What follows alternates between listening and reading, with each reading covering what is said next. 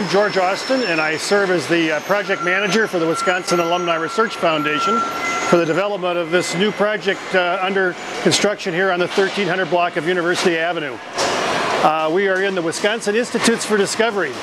It's a collaboration between the University of Wisconsin, Wisconsin Alumni Research Foundation, and the state to create a research facility to focus on research around issues of human health, bringing together scientists who will work in an interdisciplinary manner, focusing on nanotechnology, information technology, and biotechnology.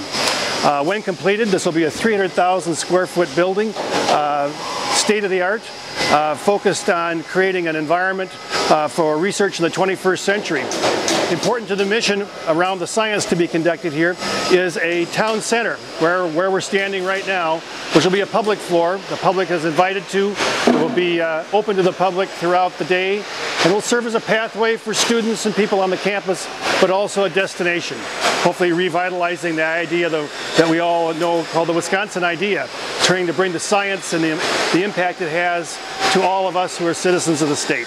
I'm Pete Hazlett. I work for the University of Wisconsin. And lab buildings in general are energy intensive spaces, require good air change rates for safety reasons.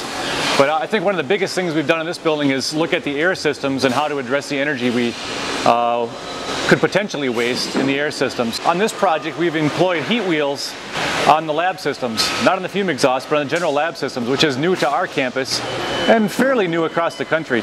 So the heat recovery wheels are perhaps 80% effective, where our traditional systems we use to recover that heat on campus, run-around heat recovery loops, are only 30% efficient. We're recovering groundwater that would otherwise get pumped into the storm sewer, things that are collected along the foundation, and putting that into cisterns and using it for toilet and urinal flushing. We're using also using the reject water off of our pure water systems for similar things, including irrigating the indoor plantings here in the building. Actually, the ceiling you're looking at there is about the barest ceiling in this space. If we were to go upstairs to one of our laboratories, the ceiling is chock full. You wouldn't see the structure above you. I'm Jeff Madden with Findorf Mortensen, and so I oversee the building team on the project. I've been involved since the very beginning, actually. So we're standing in the south atrium right now, which is one of two atria on the project. It's the largest of the two atrium.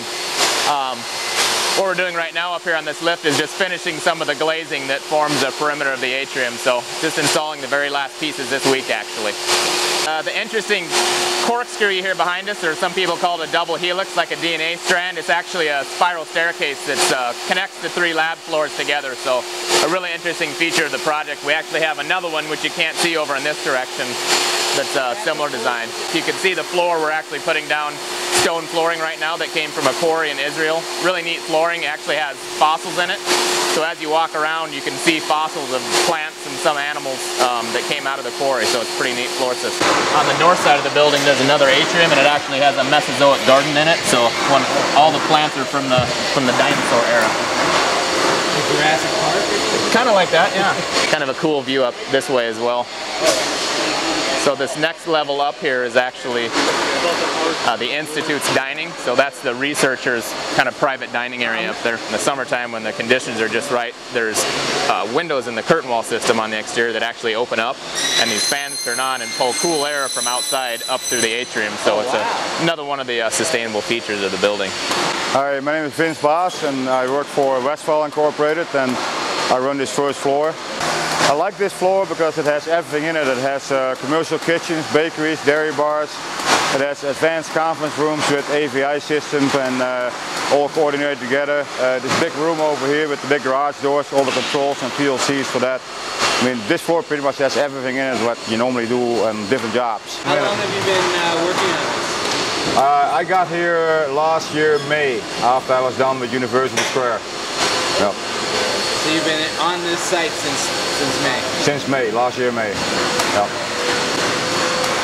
You work Monday through Friday?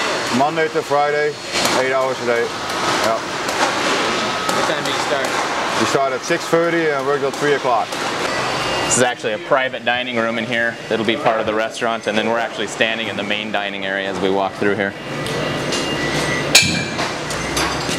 Full service restaurant, bar. So So we're standing in a typical lab pod. So there's 3 floors of labs in this building. Each floor has 3 pods, a east pod, a west pod, and a center pod, and they're usually set up either in a wet or a dry, and the dry is really a computational type of environment. These pods are all designed to be, well, the entire building is designed to be extremely flexible and adaptable, in addition to being a 100-year building. So the entire project team put a lot of effort into figuring out how to make things at a very high level of quality, very flexible, very easy to maintain.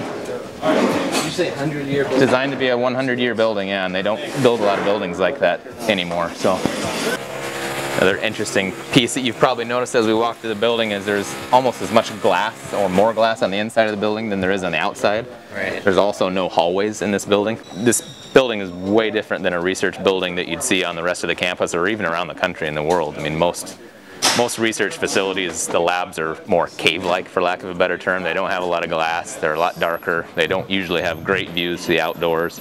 Right. And here, with the idea of being interdisciplinary and very collaborative, the designers really want an environment where all the different researchers could see each other in these different pods and could come out into these common spaces and talk to each other and collaborate. So The entire design of the building was done without knowing who the specific users were, which really helped the plug and play, the future flexibility goals of the project along. We didn't design custom spaces.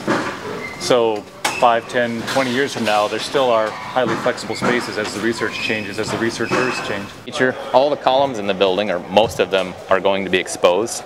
And there's a kind of a proprietary mix of concrete that was developed early in the project. Not allowed to clean them, finish them, stain them, seal them, anything. The architect wanted to be able to just strip the columns, and that's how they look. My name is Alberto Cordero. I work with Affiliated Engineers here in Madison. We're the mechanical and electrical consultants for the project.